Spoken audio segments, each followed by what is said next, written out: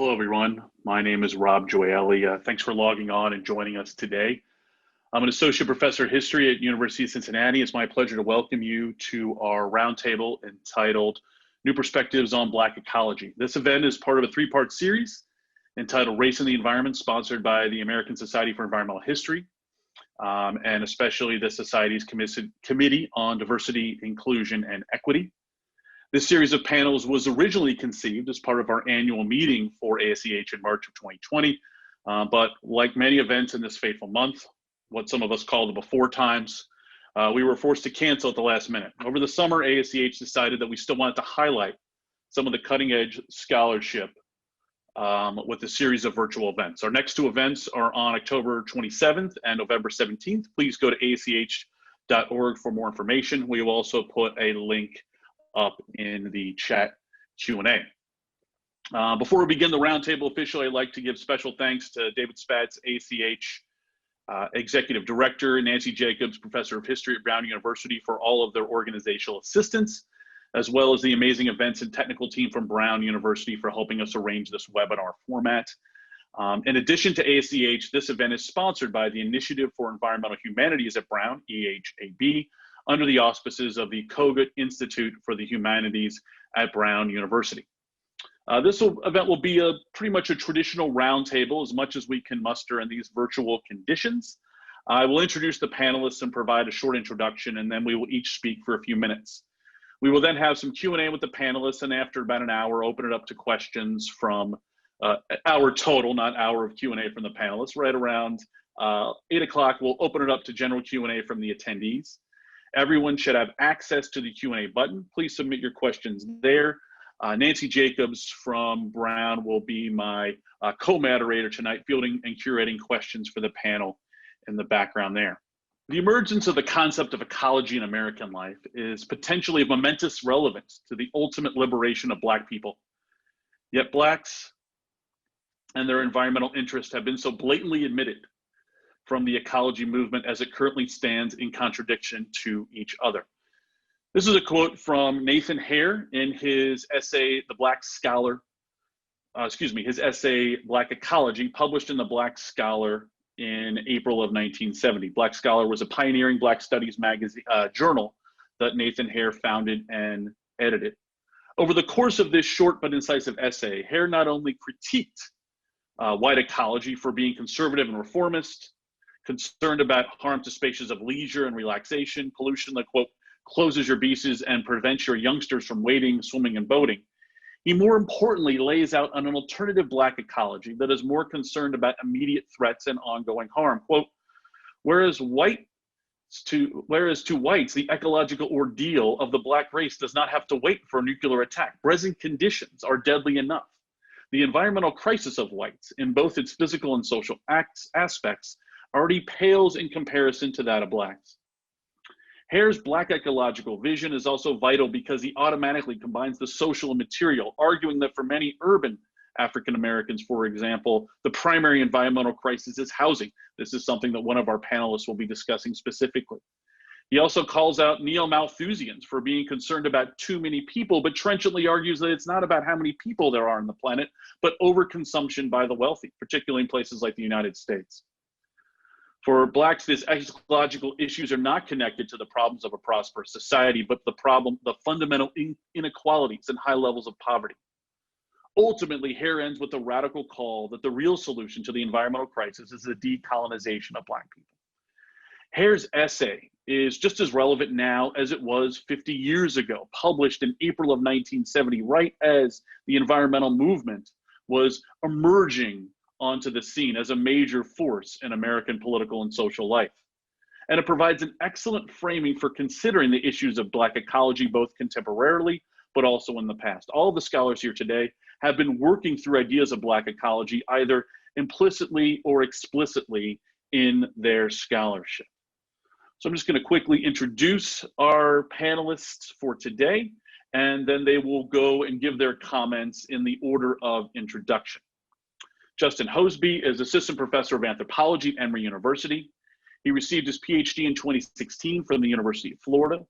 His projects include the #BlackEcology series on Black Perspectives, the award-winning blog and website of the African American Intellectual History Society.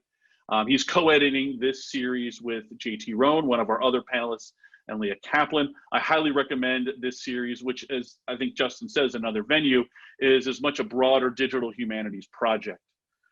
Tony C. Perry is assistant professor in the Carter G. Woodson Institute for African American and African Studies at the University of Virginia. He received his master's degree in American Studies from Purdue University and his PhD in American Studies from the University of Maryland, College Park. Allison Puglisi is a PhD candidate in Harvard's American Studies program with a secondary field in studies of women, gender, and sexuality. Her research interests include African American history, feminist and queer studies, and urban and environmental history. Her current project examines environmental racism during and after the Civil Rights Movement, and how Black residents have responded to oil refineries, landfills, and other hazards in their communities. JT Roane is assistant professor of African and African American Studies in the School of Social Transformation at Arizona State University.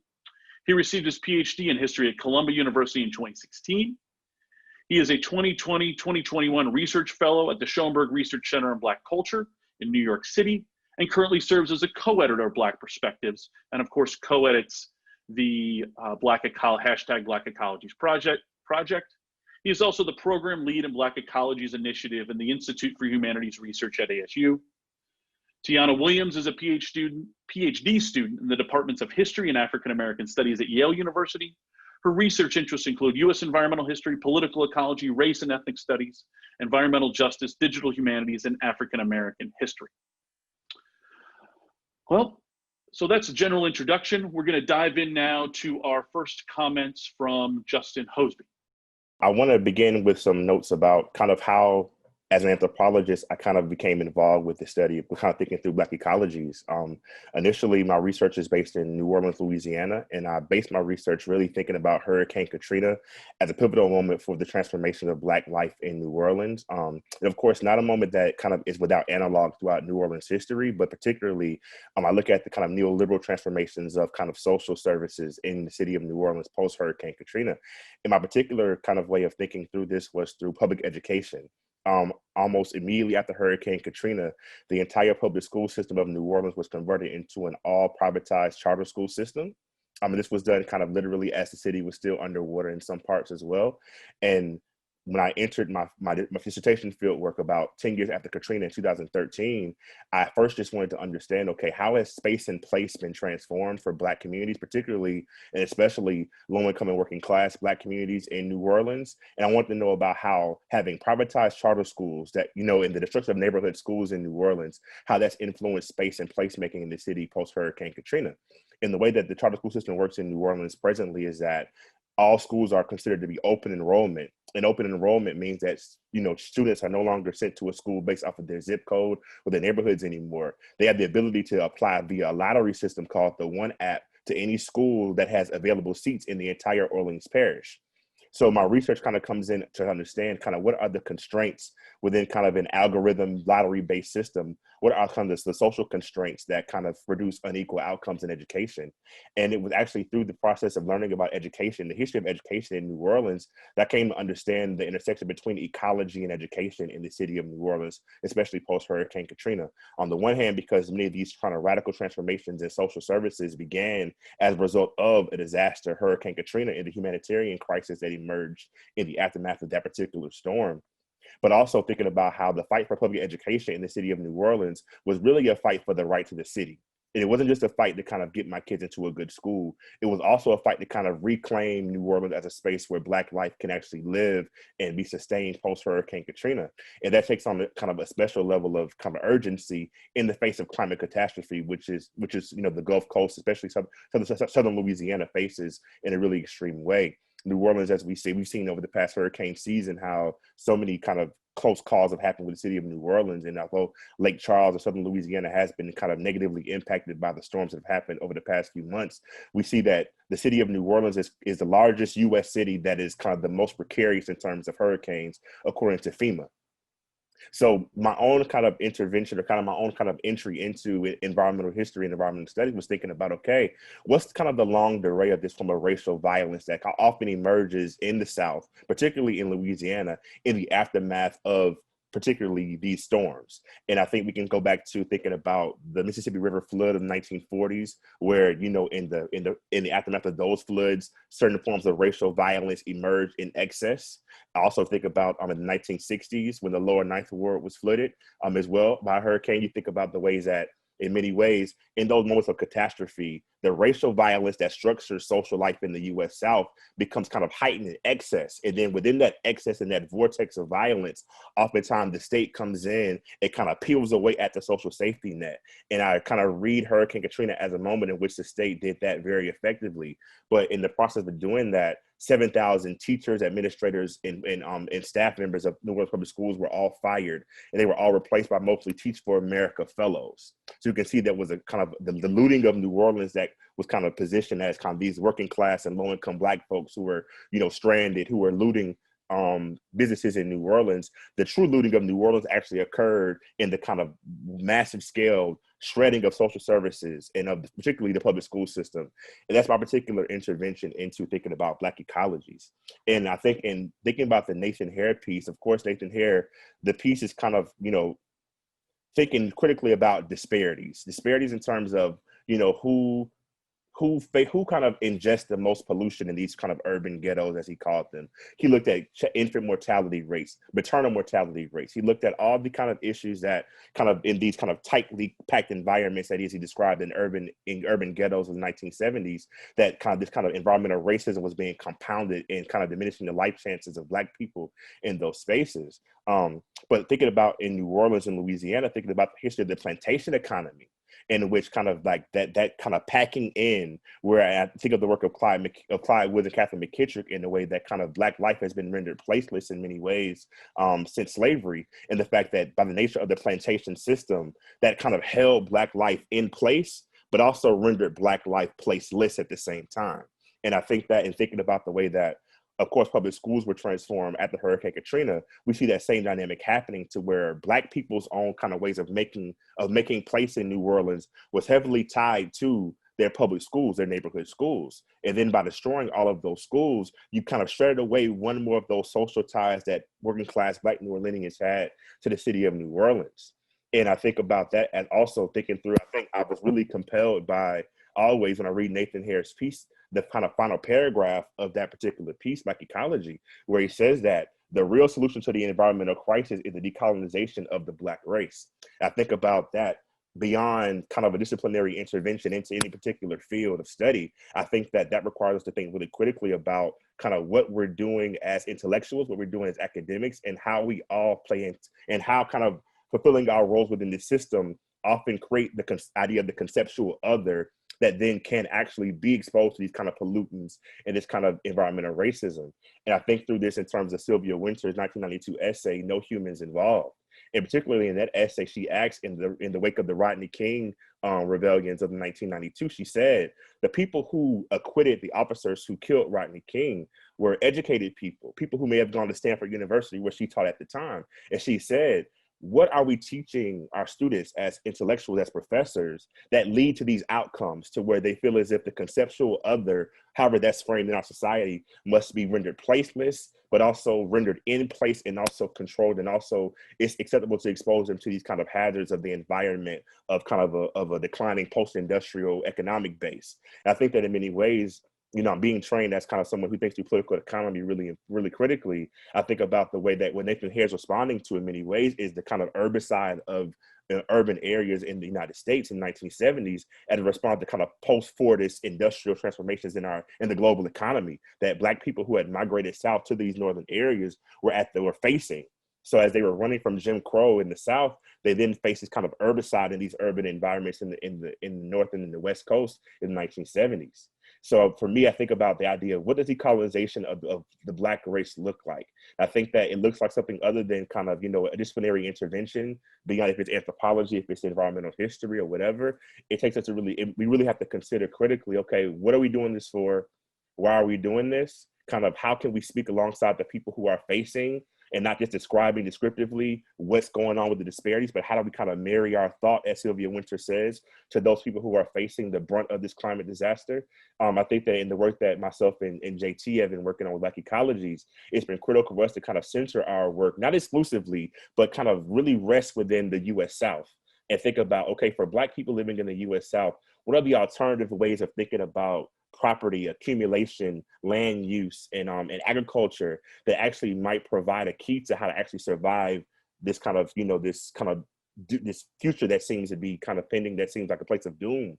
Because in many ways, for people in New Orleans, the question is, will New Orleans itself exist as a city in 100 years because of all the coastal subsidence that kind of, affects Louisiana's southern coast? So in many ways, kind of the fight over education in New Orleans, in my own work, I realized was also a fight over the right to the city, and also a fight to kind of arrest the climate catastrophe as it was coming. And I think that Black activists, have been thinking through this for a long time. And I think that their work, even as Nathan Hare describes, has not really been married to the work of kind of the more broader kind of white dominated environmental history circles or environmental justice circles. I think that it's important that we think about, again, what does it mean to decolonize Black people? That doesn't mean to include them. That doesn't mean inclusion. Doesn't mean diversity. What does that mean to actually decolonize these conditions? I think that Nathan Hare articulates them as internal colonies. And we can think about places like Detroit, New Orleans, post-industrial Northern California, Richmond, California, all these places as places that are internal colonies. So what does it mean for us to think about and take seriously to decolonizing the Black race and what that means? I think that that's the most important part of the essay that Nathan here ended on. I think I would love for us to kind of get a discussion on what that means, what that looks like, and to really tease through that in our work and also in our thought as well. Thank you. I'd like to first start by saying good evening and just expressing how much of a pleasure it is to be participating in this roundtable. I'm grateful for the opportunity to do so, thinking with and alongside my colleagues in this way. I already see multiple areas of overlap and resonance, and I'm really excited for what is to come. As we've come together this evening to offer different perspectives on Black ecology and its import, I'd like to frame the history of slavery as fundamental to my understanding of the ecological dimensions of Black life. In what follows, I will outline an approach to studying Black ecologies on the landscape of American slavery by considering a distinctive experience of the environment among the enslaved, viewed through the lens of food. If ecology in one sense amounts to a study of the interactions among organisms and between organisms in the multiform environment, I would describe Black ecology as the study of such interactions in the context of everyday Black life. On the landscape of slavery, enslaved women and men stood in distinctive relationship to the land and landscape, waterways, the weather, and the supernatural, which together describe the formations of environment most common in the lives of enslaved people. While an important dimension of enslaved people's varied relationships to the dynamic environment was informed by the labor they provided, the ecological dimensions of their everyday lives, that is, the extent to which they shaped and were shaped by the world they inhabited, was certainly not reducible to their laboring lives.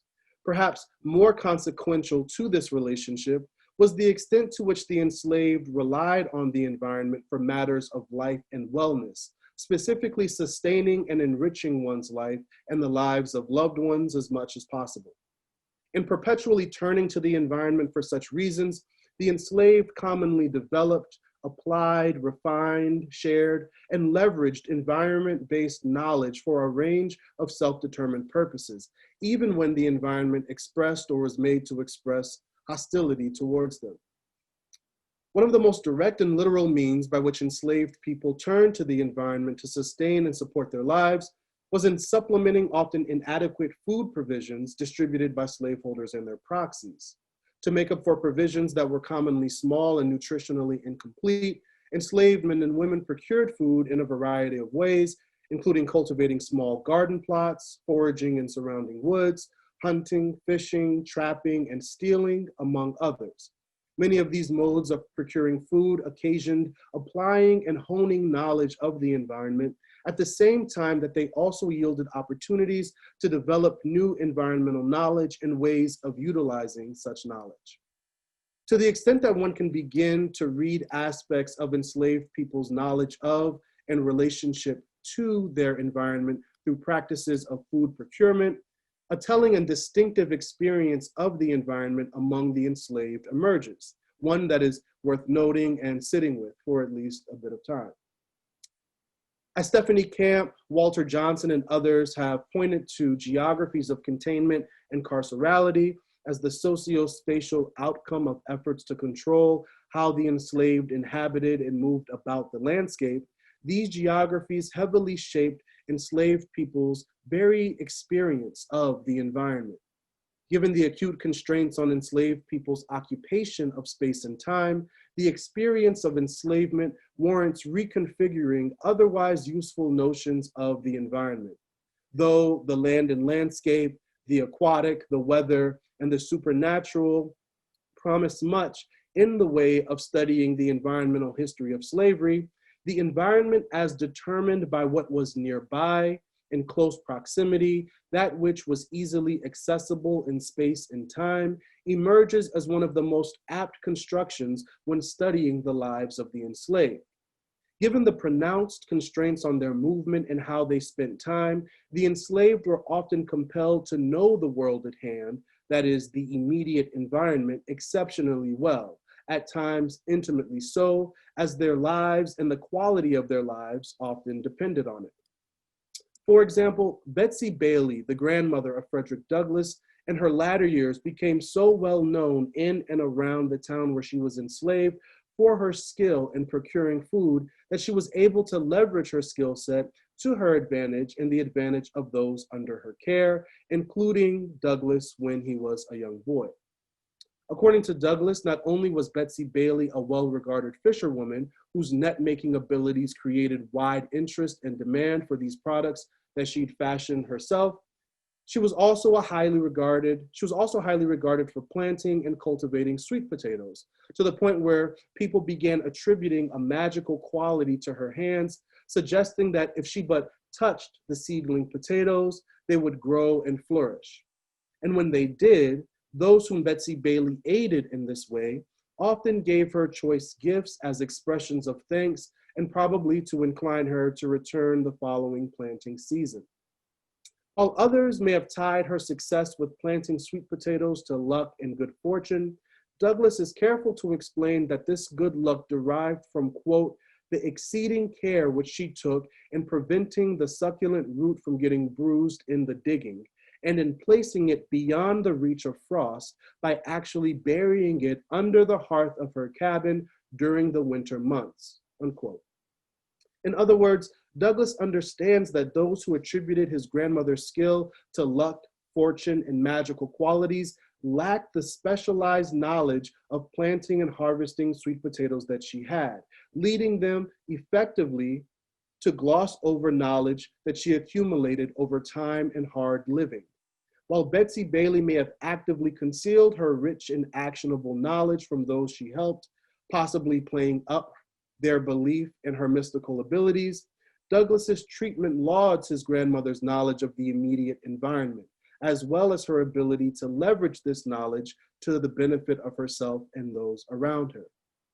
As an older enslaved woman whose primary responsibility at this stage was rearing children, what constituted the immediate environment for Betsy Bailey would have been different for an enslaved woman who labored primarily, say, in the home of a slaveholder, or an enslaved man laboring as a boatman, moving between plantation and city landscapes, or enslaved people working in fields. Depending on a number of factors, including an enslaved person's gender, age, the kind of labor they were forced to provide, and where in the US they were enslaved, among several others, the nature of their immediate environment would shift, as it might over the course even of a given day. For those under particularly acute constraints, the immediate environment might consist of what was accessible and thus what could be relied on within, say, several feet of oneself. whereas at different times or for different individuals, what constituted the immediate might be what was within several miles of oneself. However determined, the immediate or accessible environment, which could be made up of the cultivated, uncultivated, built, or supernatural environment, was of distinctive significance in the everyday lives of enslaved people. As such, this iteration of the environment invites further perspective not only on the ecological dimensions of Black life within and beyond the period of slavery, but these dimensions of life for others for whom the weight of circumstance constricts and thus reorients the very experience of the environment. Thank you very much. Good evening, everyone. Thank you all for coming. Really excited that there are a lot of folks here. Thanks again, Rob, for the introduction, and to David and the ASEH, as well as everyone at Brown for making this roundtable happen. I'm really excited to be in this discussion with scholars whose work I've frankly admired for quite some time. So thank you for bringing us together tonight. As Rob said, my name is Allison Puglisi. And so I thought I would talk a bit first tonight about how I came to the subject of Black ecology, and then some of the questions that this has brought up for me in the course of my own work. Just for starters, my own background is in the 20th century Black freedom struggle. And when I think about the texts that have most shaped my thinking in that field, I think immediately of Jacqueline Dowd Hall's The Long Civil Rights Movement and the Political Uses of the Past. And I imagine that text is very familiar to some people and maybe less familiar to other folks. So for those who don't know, Dowd essentially raises two questions. One, what kinds of stories do we tell about the past? And then number two, how do those stories and the way that we choose to tell them serve certain ideologies in the present? And so I've carried those two questions with me, particularly when I became better versed in environmental justice literature, and when I started paying attention to the stories that we tell about Black Americans engaged in struggles for environmental justice. And what's interesting is that I saw those stories begin to coalesce around certain narrative nodes and milestones. There's, in 1982, the civil disobedience direct action at Warren County, North Carolina, against the dumping of PCBs in a landfill. There's the United Church of Christ, a major player in the 1980s with their landmark report, Toxic Waste and Race in 1987. There's, of course, Reverend Benjamin Chavis, who popularizes the term environmental racism in 1992. And then finally, and this kind of gets posited as a culminating sort of capstone, right? There's the emergence in the 1990s under President Clinton of a federal apparatus to address environmental racism via Superfund, via White House task forces and the like. And I'm not saying, of course, that these are not important or not worthy of further study or inquiry, because they certainly are. I mean, Warren County, you had hundreds of Black Americans risk arrest and get arrested in acts of civil disobedience, blocking construction workers and that. So certainly those are not inconsequential by any stretch of the imagination. And there's a great deal to learn from what literature does in centering those moments. But what I started to ask is, what gets lost when we recite and rehearse just this 1980s to 1990s narrative? For one, we risk walking away with the assumption that Black Americans suddenly grew invested in the environment, that we weren't interested in it in 1980 and we suddenly developed a concern for it in 1982 or later. And we miss what comes before, which is actually much of us on the roundtable, as well as Hare, who's writing in 1970. So I'm thinking, what might it mean to broaden our perspective a bit more here, to see other Black political formations with regard to the environment that, for example, are not just a rebuttal to white or mainstream environmentalism, but are speaking to Black listeners that focus not only on discrete sites of pollution, though those are certainly important, but on other planes of organizing, climate, agriculture, food, and food access. And then finally, and perhaps this might be the most important one, the ways in which Black people have engaged with the natural world, not just as yet another stage on which white supremacy gets meted out, which again is important, but also at the same time are seeking nature out for respite, for joy, for different kinds of world making. And I think it's important to hold these things together. And so my project, my current work, tries to respond to some of these questions, not all of them, because there are a lot of questions that need to be answered. And I think this field is going in a lot of exciting directions, but gets at a couple of these questions by looking at New Orleans, like Justin is doing. Although I look to the 20th century political fissions, organizing, and creative work among Black New Orleanians throughout the century. And essentially what I find is that housing issues and housing organizing laid the groundwork for a variety of visions with regard to the environment. As they struggled for housing, they found these issues were actually inextricable from the land itself on which their homes sat, its climate, its topography, the ways the state was shaping the land. And so I looked to a series of historical moments from the organizing that emerged after Hurricane Betsy hit New Orleans in 1965, which damaged mostly, nearly entirely, Black Americans' homes, and was the most severe hurricane until Hurricane Katrina in the region. And to writers like John O'Neill, a former SNCC worker and co-founder of the Free Southern Theater, who's also another 20th century sort of progenitor of Black ecological thought. So that's a brief sense of my project, but I'll stop there for now. And I'm looking forward to the rest of the discussion tonight. Thanks. This is already a really exciting discussion. Thank you to the organizers, Rob, and to the folks who are helping behind the scenes as well. I want to start by reading what June Jordan titled the controlling intellectual background for a draft novel that she wrote starting in the 1970s and then again in the 1990s. And I just want to talk around that to think about how we might contextualize Hare and his work within the kind of broader moment of 1970s Black intellectual engagements around the environment. So Jordan says, we must learn to share the earth while there's still time to try.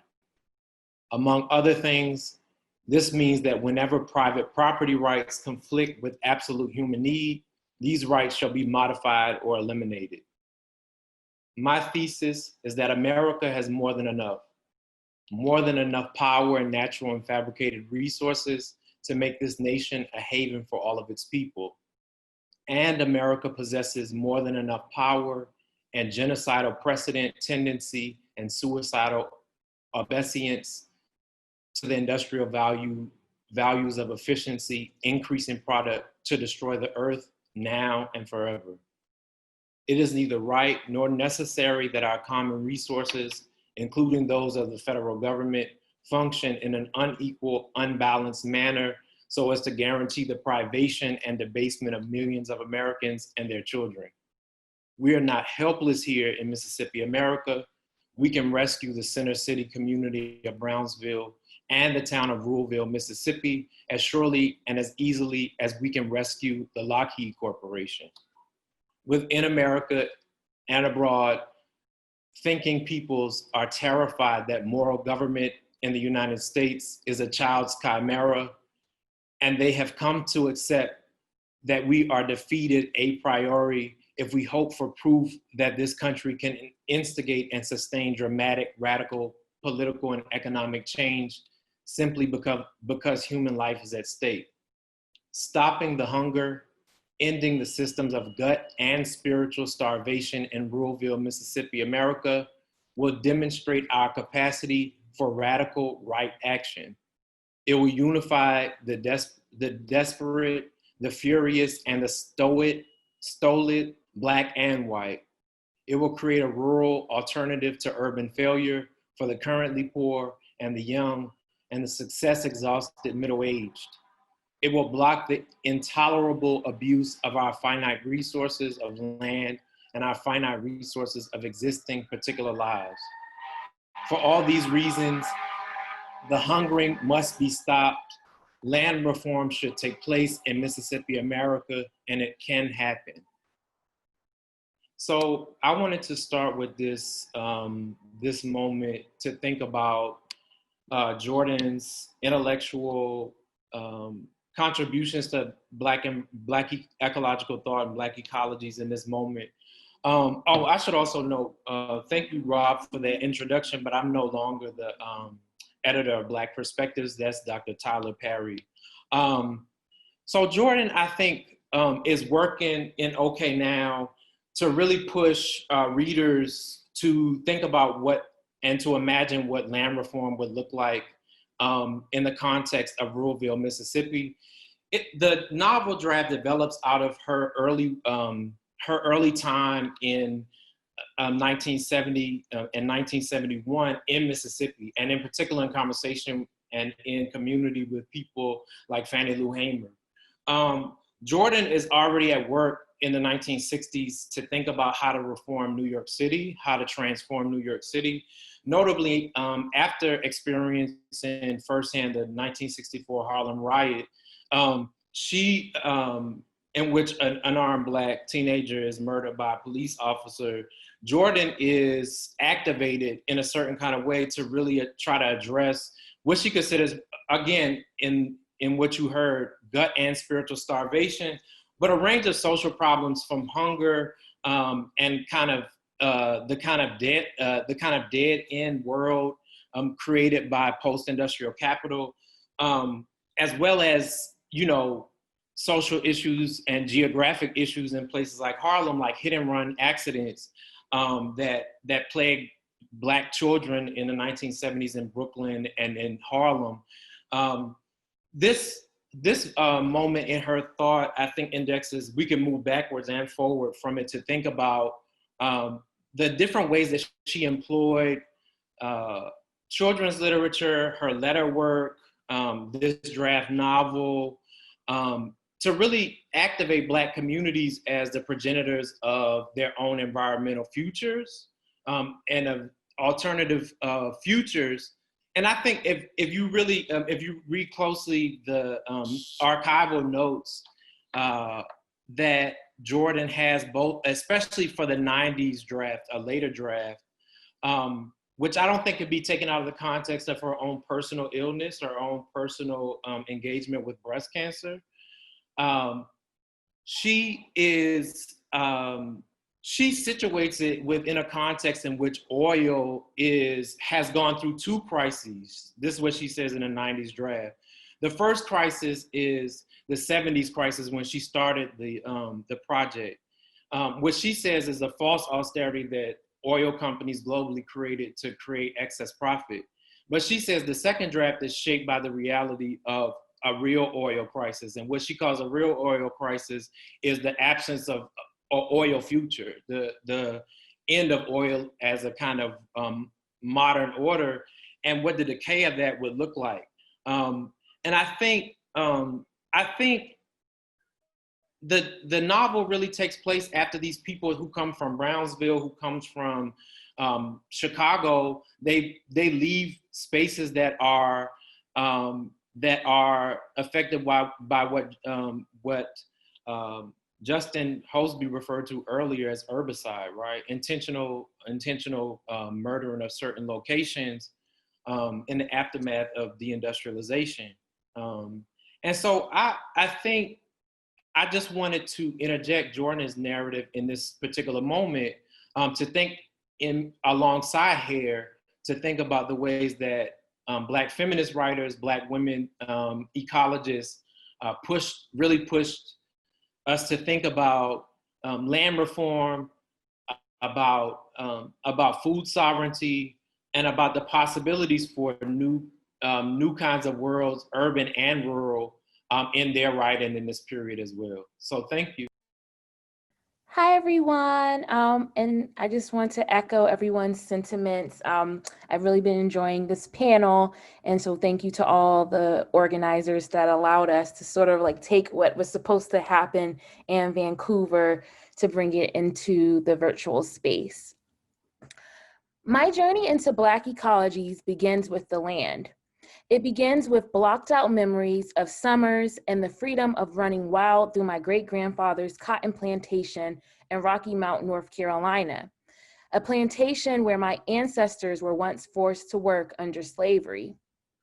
It painfully ends with the repressed memories of the land which always seemed boundless, over the years becoming smaller and smaller, and what was once my home is now a subdivision, and I a stranger. The same feeling of strangeness takes over me as I walk through the streets of Washington, D.C. Neighborhoods such as Brentwood dot the places where I used to grow up. Much like Rocky Mount, I'm now a stranger to the place that I once called home. I use my own childhood recollections to open my thoughts on Black ecologies because I want to mark how Black ecologies is a name for those of us who must navigate histories of racism, sexism, and classism from the positionality of the oppressed. In my talk today, I like to think about Nathan Hare and the urban ecosystems he wrote about and put him in conversation with Fannie Lou Hamer, who navigated rural ecosystems. Together, they elucidate Black ecologies as a problem and solution to mainstream environmentalism. I imagine that Hare was concerned by the same tension between being trapped yet unstable as I did growing up between DC and Rocky Mount. Hare writes, and I quote, "Urban Blacks have been increasingly imprisoned in the physical and social decay in the hearts of major central cities, an imprisonment which most emphatically seems doomed to continue," end quote. The environmental movement meant very little to those who had fled Jim Crow, as others have discussed. Women like my grandmother came to places like DC searching for something that looked a lot like freedom and instead found a new type of confinement. When Stevie Wonder sings in Living for the City, quote, "He spends his life walking the streets of New York City. He's almost dead from breathing in air pollution," end quote, he too is marking the unfulfilled dreams of Black migrants into urban centers. I imagine as Stevie Wonder reflected on Black people dying for the city, that my grandma too missed the days where she ran freely through my great-grandfather's cotton plantation. In this vein, Black ecologies may mark a certain type of carceral landscape where Black people find themselves hyper-policed, hyper-surveilled, and unable to breathe. At the same time that Hare worried about what was happening to Black people in cities, Fannie Lou Hamer too worried about them. For Hamer, those urban Blacks belonged in the rural South. Their kinship ties was rooted in Southern land. And it was up to her and the newly established Freedom Farm Cooperative to keep Black people in rural communities. Established in 1968, the FFC fought hunger and poverty across Mississippi. As an organization, Hamer hoped that the land would create opportunities to reverse outmigration. She also hoped it would keep Black people fed. For Hamer, Black ecologies was more than a theory. It was something embodied. She too was sick from hunger, and in many ways, it was the malnutrition she spent the latter part of her life combating that killed her. Hamer, who preferred the power of the spoken word to pen on paper, I argue, too coined Black ecologies in the late 1960s, alongside, though geographically distinct from Hare. In 1968, she proudly shared, quote, "You heard about this twister the other week, but it was already a disaster area before the twister. And it's been a disaster area for 53 years. And I know people older than me said it's been a disaster area before then. My family was some of the poorest people that was in the state of Mississippi, and we were sharecroppers. Now sharecroppers is really something. It's out of sight. What I found since I've been old enough, it always had too many it's in it. Number one, you have to plow it. Number two, you had to break it up. Number three, you had to chop it. Number four, you had to pick it. And the last, number five, the landowner took it. So this left us with nowhere to go and left us hungry. At first, I couldn't understand why this just always happened to Black people. So I asked my mother one day, how come? The reason I asked her that was because we worked all the time. The white folks never worked, and they had everything," end quote. Disaster marks Black ecologies. As two of our esteemed panelists here today wrote, Black Ecologies charts Black people's seemingly endless proximity to disaster. Black Ecologies manifest in many ways, be it in the form of twisters, rising sea levels, or gentrification backed by police violence. It is capacious enough to bear the histories of anti-Black racism and environmental degradation as two sides of the very same coin. There was nothing natural about disasters to Hamer. Disasters were constructed and entrenched in white supremacy. It was dying hungry. Putting Hamer in conversation with Hare allows us to see how environmental habitats are used to enact and hide modes of anti-Black violence. Hamer also allows us to see the gender pathways of Black ecologies as the multiple oppressions she faced shaped her organizing. Her pathway to land as freedom started with her desire to provide for unwed mothers whose children suffered from malnutrition. She worked closely with the National Council of Negro Women to create daycares and gardens to feed those in need. She returned to farming, seeing it as a way to create a bigger garden where people could come and take what they need to survive. This politics of care, which is indeed one of the fundamental elements of a Black feminist praxis, is deeply entangled with Black ecologies as well. Care, or the only way to survive the end of the world, was a politic that Hamer committed fully to. For Hamer, Black ecologies was capacious enough to hold the disaster that seemed to mark Black bodies and the care that was needed to upend oppression. She refused models to make the Freedom Farm more profitable to the charging of her donors. She chose to distribute grants over microloans to sharecroppers. She chose to donate all of the food on the farm when a twister ravaged rural Mississippi, overselling it to make the profit needed to pay down on the loan. Caring for the land and its people was Hamer's unrealized freedom dream. Yet even as the FFC collapsed under the weight of capitalism, her imprint on Black ecology remained. As JT introduced us to June Jordan today, and quite literally introduced me to June Jordan's work, so I thank him for that, Jordan was a mentee of Hamer. She mirrored many of her freedom dreams based on the Freedom Farm. Black feminists such as Toni Cade Bambara, Gloria Naylor, and Octavia Butler all looked at the rural as a site of freedom.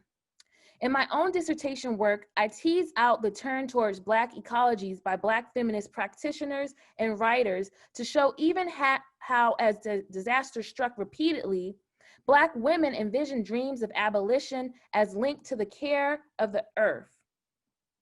It is this expansion of Black ecologies that make it an exciting lens for environmental historians who are at the intersection of race, ethnicity, class, sexuality, and gender to incorporate into their work. Thank you. Thank you so much, Teona, and everybody else. I think we'll begin the discussion part of this. And so if my fellow panelists can unmute and turn their cameras on. I have a few questions that I'd pre-prepared, but I'm going to kind of actually dive into a few things based on the excellent commentary and insight everybody provided, because I think we see a lot of really great intervention, but also some common themes. One reminder to folks who are in attendance, and I'd also like to mention that we do have about 150 folks in attendance. So thank you all for being here, taking some time on a Tuesday evening during an extraordinarily, I don't even say stressful, I just say bananas time right now in our lives, and for this great discussion. So, but Nancy Jacobs will be moderating some questions. So if you have questions or some comments that you'd like to pose to everyone, please just plop those in the Q&A and we'll look to address those. We got about another 40 minutes here set aside for this great discussion. So I think everybody mentioned a number of things that I'd like to dive into, and I'd also like to encourage the panelists, please jump in if you have questions for anybody else or some commentary, please dive in. I guess one thing I thought was really interesting that a number of people talked about, and I think Tony talked about this specifically, but also was a key theme, was sort of the a Black ecology of being held in place, but also placeless, right? And I think, Teona, you also talk about that, right? And I think comparing the land seizure and land loss with gentrification, right, as two particular processes that are very similar within Black ecology. So if anybody wanted, if this is a question for the whole panel, just with this, maybe expand on this concept of both being held in place but also placeless, right? This idea within Black ecology, and there's some probably different ways that folks could go with that. So I don't know if anybody want to expand on that concept at all. I'm sorry, Tiana. I thought you might have wanted to go, but yeah, I think I know when I mentioned that in my own comments, I was thinking about the work of Catherine McKittrick, and this is kind of an articulation of kind of her way of thinking through Black geographies. And in many ways, she articulates this as a way of thinking through the afterlife of the plantation and the way that kind of the social spatial arrangement of the plantation and of a plantation geography, in which, you know, people who were kind of trafficked, Africans who were trafficked into those plantations were literally held in place on the plantation, but also rendered placeless on the plantation as well. And it kind of like the kind of temporal spatial flattening that occurred for Black life on the plantation, of course, was not subsumed by it, but of course was an important force that kind of limited the contours of Black life and kind of overdetermined Black life, especially during slavery. In many ways, I think McKittrick's work thinks about that in terms of post-slavery, how these kind of plantation geographies still emerge, and how in one way, kind of one of the markers of that plantation geography is being simultaneously rendered placeless, but also held in place. Yes, thank you for that, Justin. I think I was thinking of something similarly, though, through more like personal histories, as now have the opportunity to sort of like interview and talk to like my family with about their own sort of like memories of like how some property we used to have in Rocky Mount, North Carolina was eventually sold off to subdivisions, which I kind of alluded to in my talk. And I think it kind of it made me sort of have like this epiphany of what it kind of means to like never have a home. Because in very like unique ways, like even like my father, who was like born in DC, but then went back to like be raised by my great grandparents, and now is back in DC, always kind of says like, you know, I never quite feel at home when like I'm in DC. Everything always just sort of feels, and this was even before like the starkness of gentrification really like hit the area, and so it's just sort of this idea of like, in one way where you feel like, okay, in these urban areas, like I have all the mobility in the world, I have like all these quote unquote freedoms, and yet you still also like never feel at home. You always sort of feel like sort of detached and removed from the land, even as you kind of came up south, or sometimes you might probably went out west, sort of like in this sort of pursuit of freedom. Allison, you talked a little bit about that idea of home, right? I know you had said that that was central to some of your, to a lot of your research. I wonder if you could expand on that a little bit, because I think that's a really important concept to see this idea of home within Black ecology, and you're looking particularly at New Orleans in the 20th century, but I think that's also another common theme with a lot of the work here.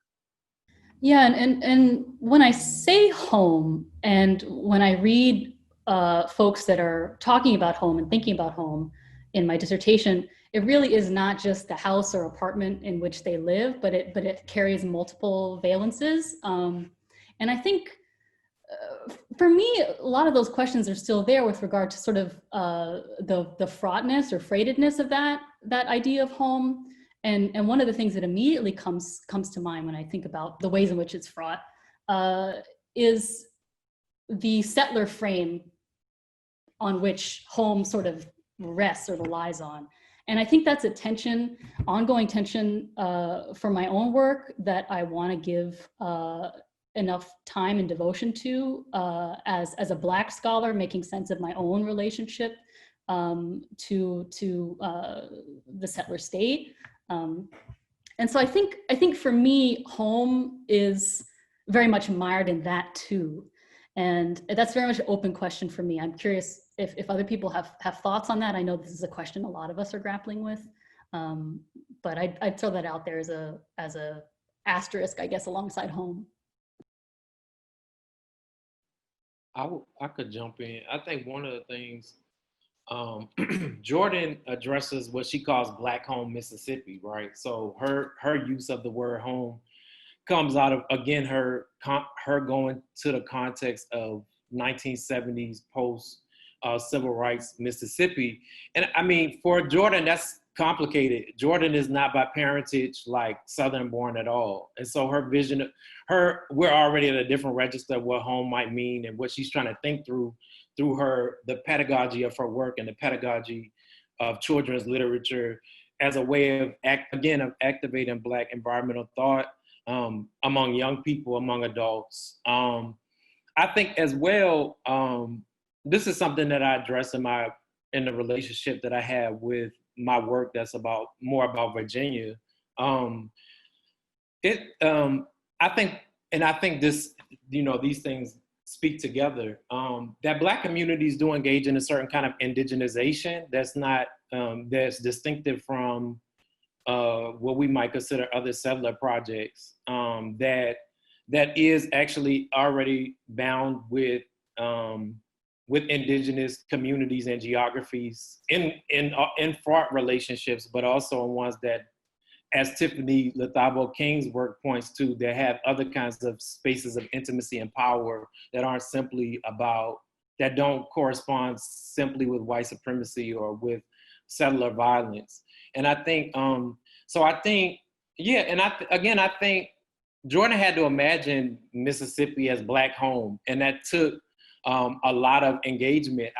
I think this is something too that I love to talk with Teona more about, as well, as this kind of intellectual genealogy, right, between how she comes to see someone like Hamer as a figure that in some ways grounds, what she calls Black home Mississippi, along with some other folks. So anyway.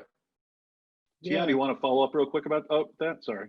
Yeah, no, I was just going to say I really appreciate both JT and Allison's remarks on thinking about like home, especially like when we're thinking about or under this sort of like operation of the settler state, because that's definitely like tensions that sort of come in and throughout my work a lot, because on the one hand, typically when I've kind of gone through sort of like studying indigenous geographies and sort of the literature and sort of like these ideas of like reparations back to the land, it's kind of based on sort of like, okay, well, three people who were here first, right?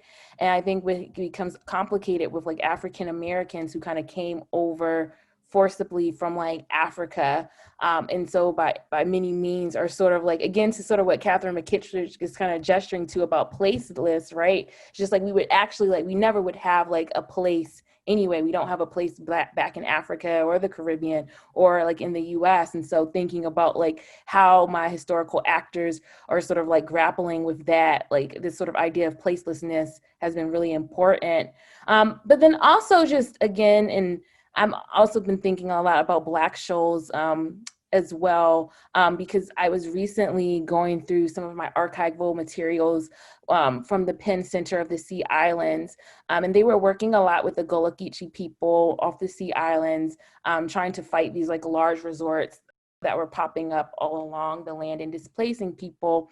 And sort of to JT's point, a lot of them sort of saw them as like indigenous to the land, not even just because like quite literally, they are actually like Afro and indigenous, like that's just sort of like the context of histories of slavery and proximity to histories of like these indigenous communities that were in South Carolina at the time. But they also saw sort of like their missions and values sort of aligned to other indigenous struggles that were going on in the 1970s at the same time. So, they were subscribing to these indigenous newspapers talking about like, how do we end like what we now call settler colonialism? They're going to these meetings. They're sort of building like these coalitions between groups to say like, we all have like this sort of same issue of like white supremacy. And I by no means want to make it seem like, these sort of like coalitions aren't fraught in themselves, but I do think it's like sort of like this interesting question to thinking about like what would be akin to sort of this like Black indigenization process that sort of is like forced into play because of slavery. And how does that sort of like impact like how people are thinking about the land? This is like a really long ramble, but it's also making me think about like Fannie Lou Hamer actually was not a Black nationalist. She didn't, so she went to Africa in the late 1960s. She was in Ghana with SNCC. She had a great time. She wanted to go back, but when people were saying like, asking her like, well, what do you think about like, you know, as all Black people sort of relocating back to Africa? And she was just like, my home is here. Like, my home is not in Ghana. Like, you know, my home is like here in Rouville, Mississippi. And like, this is like where I have to kind of like make it work. This is like where my freedom dreams have to sort of take off and like make sense for me. Like, there is no like other place than here where my freedom is going to be a possibility. I think for me, as I'm thinking about questions of freedom and home and land, at the forefront of my mind is Douglas on one hand, and then Dion Brand on another. Douglas, and he has this moment in a couple of his autobiographies where he notes that, although not using this language, right, but the kind of constraints imposed on enslaved peoples, right, imposed on Black bodies on these landscapes of slavery, the ways in which the very constraints themselves, more so than for those who are free, right, have access to these freedoms, facilitates or at least provides a circumstance in which the enslaved themselves begin to take root, like using this plant metaphor, begin to take root on the very plantation landscape, to the extent where the very threat of removal, the very threat of being hired out to a plantation or farm elsewhere, the very threat of being sold represents a distinctive rupture, one, in relation to social and familial connections, but two, in relation to the very landscape itself, right? And so this idea of taking root in environments that fundamentally are hostile to Black life and to Black freedom, right? Just the kind of complexities that come with such rootedness. And so thinking about home as fraught on those terms is really coming up for me, just listening to my colleagues, but then also thinking about this distinction between even land and water. I've been thinking about water a lot recently. And then Dion Brand, in a map of The Door to No Return, identifying and situating water and the ocean as a kind of home, right? Where you have, again, at one and the same time, this kind of placelessness, where one is kind of locating and dislocating oneself by turning to the aquatic as a kind of liquid foundation on which to understand or at least found notions of home in really kind of compelling ways. And so all of that and more is coming to me as I'm thinking and thinking with and alongside my counterparts. I'm actually going to jump into one of the questions we got from the audience, because it raises an issue that I know I wanted to get to, and it goes back to essentially what you finished with, Justin. So I'm actually going to read the comment because I think it's it's well phrased. Can the panel speak more about how Black ecology opens out onto or reveals the necessity of decolonization of Black communities? This was mentioned really by Justin, but maybe related to other comments as well. It's connecting for me the current discussion of home or lack thereof. So expanding on that point that I think Justin finished his comments with. Justin, do you want to maybe get us started there in terms of your thinking, and then we'll get off? Sorry, I was on mute, sorry. No, I think about kind of the fact that decolonization is not a metaphor. It's not something that can be extracted. It means something. It means a transfer of. I think that in many ways, our accumulationist desires, I think in many ways, it calls for a transformation of our idea of kind of progenitor-based transfer of wealth and assets.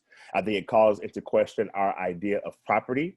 And I think that in many ways, I think part of what animates my own thinking through this is, of course, thinking about the afterlife of slavery kind of in the wake of the settler colony. And what does it then mean to say that both indigenous folks in the United States and Black folks in the United States are living in what can be considered internal colonies? And then also thinking about Black life and indigeneity, let's not foreclose the intersection between those two and create separate categories as if these are discrete categories. I think in many ways, that's really a white supremacist framing that would say that Blackness is somehow separate from indigeneity. And again, that also renders Black life in the Americas placeless yet again in that process. So I think it's important to think through not diametrically opposing Black life and indigenous life, but thinking about the Black Native relations. And I think I've researched this in my own research because I did my ethnographic research as a master's student in a place called Nicodemus, Kansas. And Nicodemus, Kansas was actually a kind of a I don't call it a settlement. I think it was more so a kind of maroon, colony of Black folks who kind of were escaping Reconstruction in Kentucky. And they actually used the Homestead Act to go out into Northwest Kansas, and actually they became homesteaders. But when they arrived to that site, the site of the kind of Osage people and Potawatomi people, there was always this kind of a notion that, okay, this is not really particularly our land. There's a connection between us, but also of the Native people who lived here before we got here. And I write in my work about how it came to a head because as that community of Black folks wanted to kind of incorporate into a National Historic Site, the men from the National Park Service who came to work on the site and help rehab those buildings were Navajo men. So it became a moment of, oh my God, when you have Navajo people coming to Nicodemus, and the history of Nicodemus is kind of like an important Black town that was founded by these kind of homesteaders who came. And then when you have kind of a Buffalo Soldier reenactment happen to kind of celebrate their ancestors who actually were kind of, Buffalo Soldiers, and you have kind of Navajo men who work for the National Park Service saying that, wait a minute, what's going on here? And it caused an entire new conversation about what is the nature of Nicodemus now, considering all the layers of history that actually kind of exist in this space together. And what happened was that they actually commissioned an art piece where some of the Black people who lived in Nicodemus and the Navajo men worked together to create a beautiful art piece where it says that Nicodemus is where Black and Native people can come to heal. And I think that in many ways, it almost feels like I'm an outside instigator force that says that, well, you two are discrete people. So how do you make sense of that, kind of that difference? I think that in many ways, if you look at history, if we look at Black Native relationships beyond just what we've been taught about kind of, how Native folks did enslave Black people in the civilized tribes of the South, but we go beyond just that framing and thinking about, okay, what are the true Black, indigenous, Native relations that have happened over time? We could kind of find some anti-colonial practices within those. And I think that that's what we should be looking for, thinking about how to rupture that break between the afterlife of slavery and also settler colonialism. I think that that's a part of decolonizing the landscape that we're on right now. I think part of, thank you, Justin. Woo, that was real. I think part of decolonizing, again, for Jordan was spiritual and gut hunger, like really addressing those things and addressing the kinds of infrastructures and world processes that created food and generally land that was based on profitability, right? And she calls explicitly for it into private property. In some of her children's work, it's clear that she calls for squatters, right? His Own Where that she wrote in the mid 1970s is a young adult novel where the chief protagonist, Buddy Rivers, considers a bunch of transformations for his urban community, including the implementation of sex ed and all these other kinds of reforms. But at a certain point, he convinces his neighbors to take down their fences in the backyard. They create this new kind of space that's communal and that's controlled directly and explicitly by them. Part of how Buddy comes to that realization in the sort of timing of the novel is his father's slow death during the novel from a hit and run accident. And Jordan, and of course, again, I think Jordan puts all of her work in the context, at least by the 90s, of we need to reimagine a world that's decolonized of oil, right? She's, in the statement that I read, she is already talking about Lockheed and thinking about the ways that American modernity depends as much on violence as anything else, and especially to secure oil. and other fossil fuel resources. And I think, you know, you can see her, the meaning behind her desire to end spiritual and gut hunger is a whole abolition project. It's a whole decolonization project. It's a whole project that sees, only abolitionists see the connections between hit and runs and hunger and Ruralville. Like, that takes an abolitionist imaginary. So that, I think that there's a long history of Black intellectuals, Black writers, and Black ordinary people who have embodied these kind of decolonial relationships with the land. And we have to draw on those. I think we're at a moment of extreme crisis. If Jordan by the 90s is pointing to crisis, then we are well beyond that. You know, we all know what they saying about the polar ice caps just today, right? Like, they gone. Like, they not there. Multi-year sea ice is gone at a certain point of the year. We in trouble. So, and I think Jordan and and a lot of other people can help us to think about what I think are the two most important things we have to face, which is the end of fossil fuels and ending those, and food sovereignty. We have to think about those two things. Yeah, I'm so glad that JT brought in abolition and abolitionism into this conversation, because I think for me, this is why I got so interested in sort of thinking about the intersections between sort of the Black feminist movements, and I do mean that plurally, and environmental history, is because I really feel like these Black feminist thinkers and practitioners are really sort of trying to theorize an abolition ecology that I think we sort of hear about now when we're thinking about like political ecology and what Nick Hanen is doing over at the University of Georgia, of course.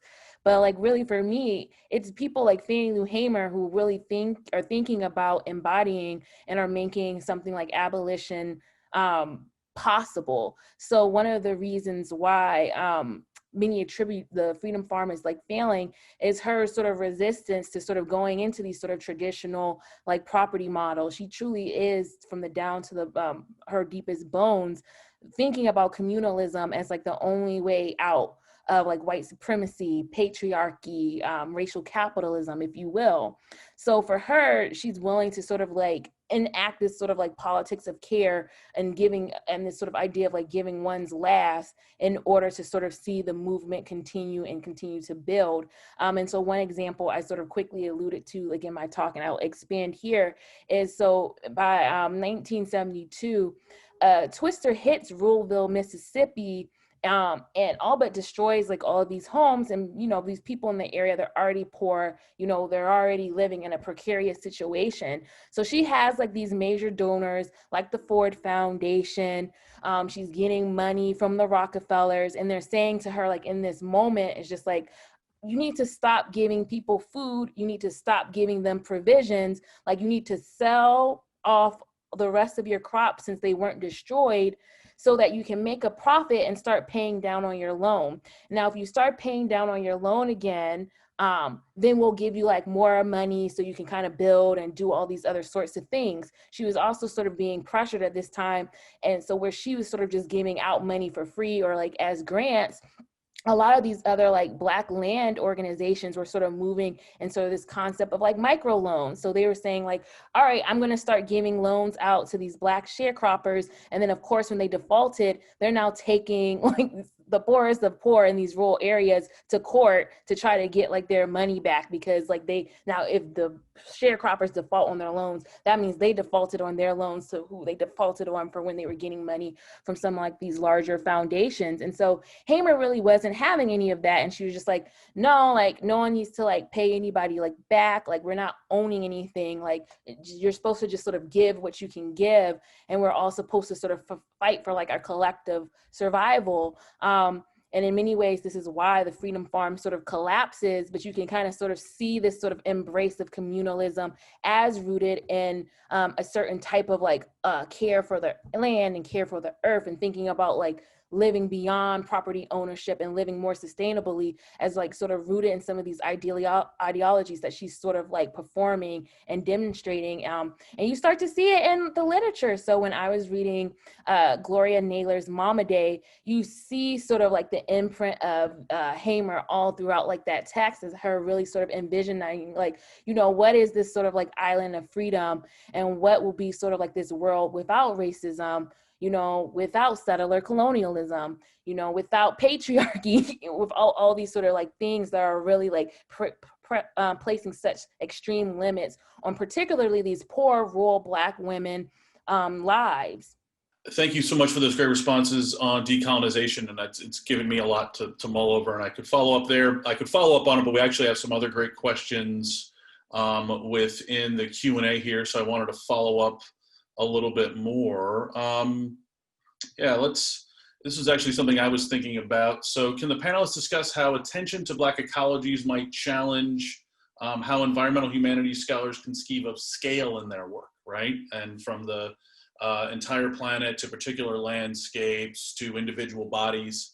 It's something I think everybody was talking about, but Tony, in terms of the immediate, right? I thought that was particularly telling in thinking about the immediate of the plantation landscape. And of course, we could think about that immediate number of other landscapes. So I wondered if you could maybe start having us talk about scale a little bit. Absolutely, absolutely. I think in ways almost by necessity, as we are thinking about the ecological, we are also at the same time thinking about questions of space, questions of time, questions of scale simultaneously. On the landscape of slavery, one of the things that I think makes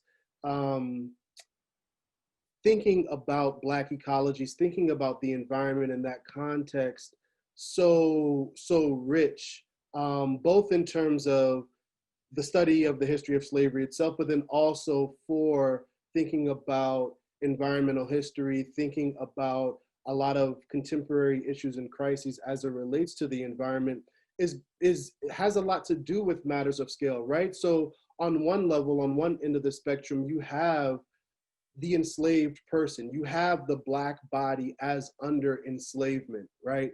When we are talking about notions of land and property and ownership, human beings as chattel begin to fall immediately within this framework, right? And so in ways in which human beings are laying claim to land and landscape at the same time that they're laying claim to fellow human beings, we begin to see immediate connections between individual Black life and an experience of life as circumscribed by this institution that certainly doesn't foreclose relationship to and opportunities to make do and to lean into relationships to the environment.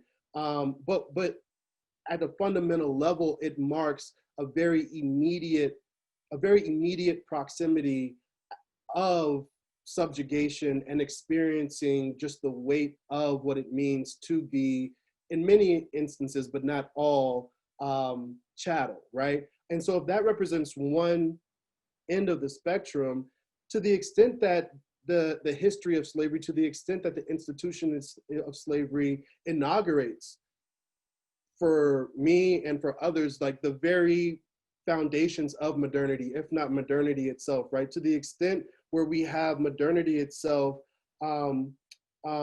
slavery itself ushering in modernity, you have immediately an understanding or a reckoning presents itself to think about space on local, regional, national, and global scale, right? As we're talking about transatlantic slavery, the Middle Passage, the movement of peoples and goods and commodities across the Atlantic world, but certainly well beyond the Atlantic world, here again, these at the other end of the spectrum, the history of slavery asserts itself as a very fecund space in which to turn, to think about, and at the very least to contextualize the present. One thing I did want to, we have a lot of folks on here today viewing this from a broad variety of fields. We also, I know we have a number of folks who have their students watching this, and it'll be recorded, and a number of folks will be having their students watch this in the coming weeks. And I know I've found this already to be a tremendously valuable discussion. But one thing I did want to hit upon before we ran out of time is recommendations that you might have to both scholars and students and anybody else from the general public, right, who's interested in the question of Black ecologies, and maybe not necessarily particular readings or sources, but just ways, maybe also just ways to ask questions, right? What if you're going to take a Black ecological approach, or if you're going to dive into these issues, right? What would be a recommendation to you for how to approach these issues from an undergraduate, graduate, scholar, someone in the general public outside of the academy? Allison, why don't you get us started there? Don't mean to put you on the spot, but.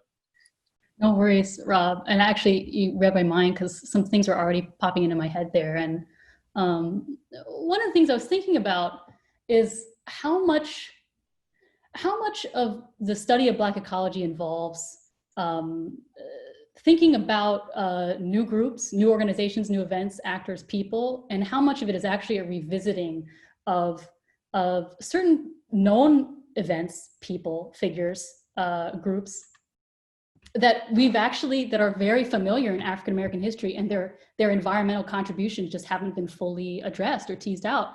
I mean, one of the things that some people revisit a lot is MLK's speech to sanitation workers. And, there's moments like that. Du Bois has, we revisit Du Bois's writings. There's so much ecological commentary and perspective there. So some of these historical figures, which may be new to some undergraduate students as well. I don't want to assume prior knowledge there to undergraduates that are reading this or listening to this.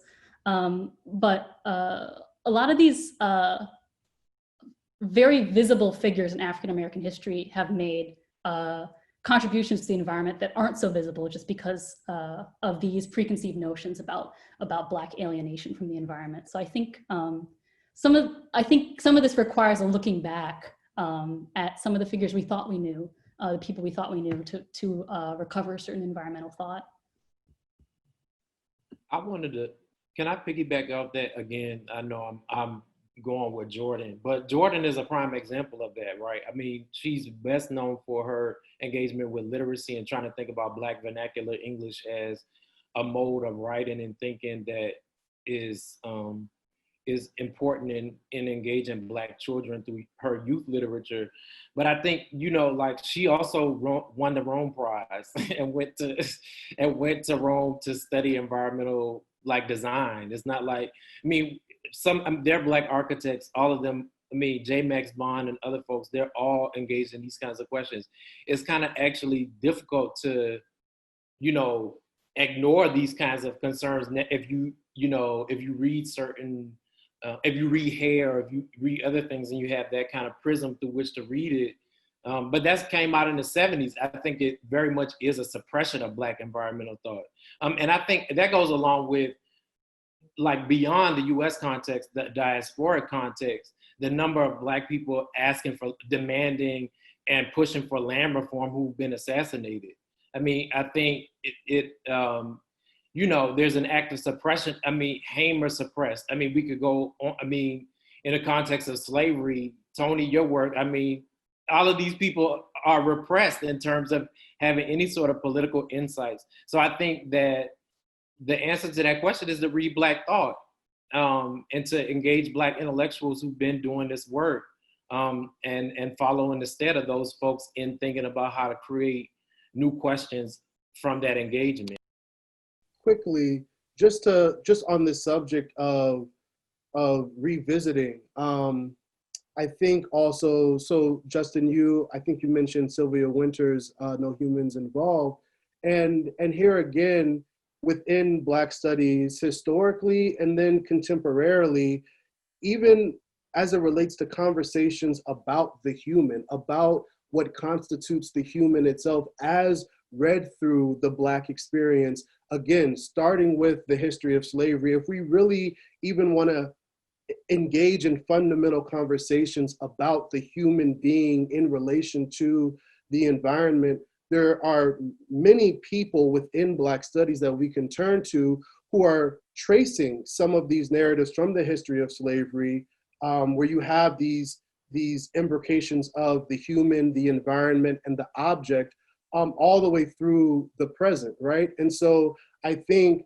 what's really exciting about this particular thread in the conversation is so much of that is available, right? And it's really a kind of intellectual will and motivation to engage it, and it's exciting to be amongst others who are sparking these conversations and curiosity. I think, Tony, I want to piggyback off of just thinking through that piece again. And I would encourage everybody, if you have not read that essay from Sylvia Winter, NHI, an open letter to my colleagues, please check that out. But I think that if she concludes that essay with a thought, I think that's important for, I think, academics, especially those of us who are in the humanities and social sciences, because she says that part of what's happened over the past, I think the way she frames the LA kind of rebellion in response to the acquittal of the officers who kind of beat Rodney King as a failure of Black studies at the time. Because she says that essentially the rebellion of the 60s is what got Black studies even put as a discipline into the academy. And she said that essentially the failure of Black studies to kind of talk about what was happening to Black people led to then the unrest of the 90s.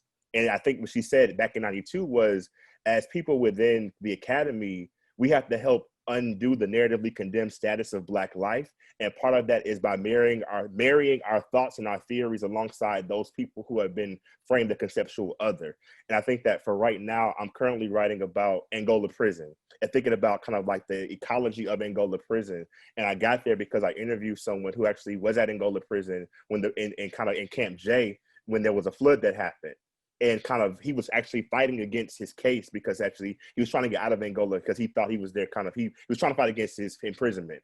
And all of his legal documents, when that flood happened, he had to strap his legal documents inside of a plastic bag onto his person as he was literally treading water out onto the levee as the camp flooded. So I think that, and I think in many ways, we're talking about kind of like the narratively condemned status. Right now, I'm thinking about what happens to incarcerated folks in climate catastrophe. And I'm trying to think through that in my own work right now, because in Louisiana in particular, incarcerated folks actually their labor is actually used by the state. They'll kind of clean up catastrophes. When you had the Deepwater Horizon oil spill in 2010, incarcerated folks in Louisiana were a part of that labor of cleaning up those sand dunes that had the oil. BP contracted out that labor. So I think part of it is now to kind of, like you said, marry our thoughts to the incarcerated people, the people who are living in those kind of urban ghetto environments now that we know are kind of post-Fordist, post-industrial kind of herbicide landscapes.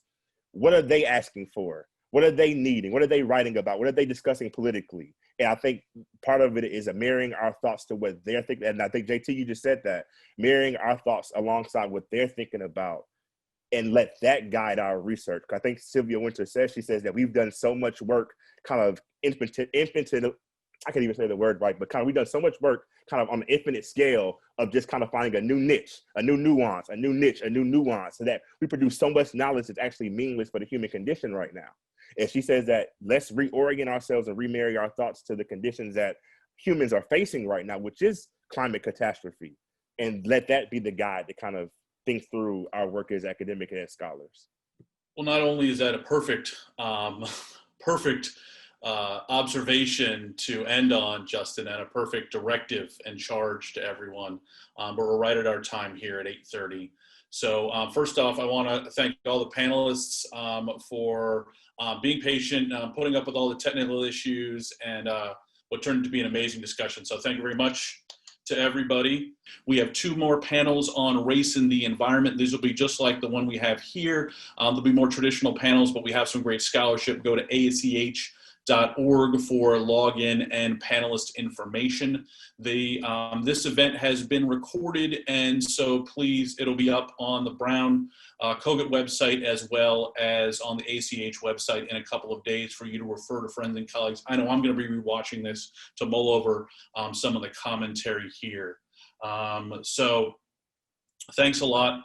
Thanks everyone for being here today. Thanks everybody who logged on. This was a real sort of rejuvenation for me in a semester that's, we're all surviving, I think. I know I'm teaching full time, and so this was a rejuvenation for me intellectually. So thanks again, everyone. Enjoy the rest of your evening.